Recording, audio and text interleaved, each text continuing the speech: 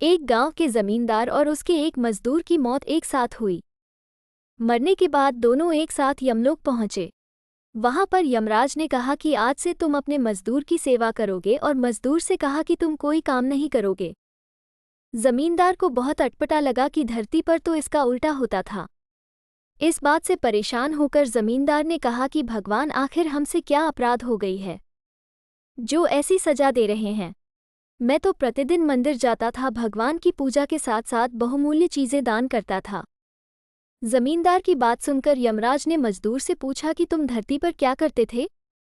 मजदूर ने कहा कि भगवान, मैं दिन भर जमींदार के यहाँ मजदूरी करता था और जो मिलता था उसी में गुजारा करता था। जो मिला उसी में संतोष के साथ खुश हो जाता था, कभी भी भगवान से कुछ नहीं मांगा। गरीबी के कारण प्रतिदिन दिन मंदिर में दीपक नहीं जला पाता था, लेकिन घर के सामने दीपक जला के रख देता था जिससे गली में अंधेरा नहीं रहता था, आने जाने वालों को सुविधा होती थी।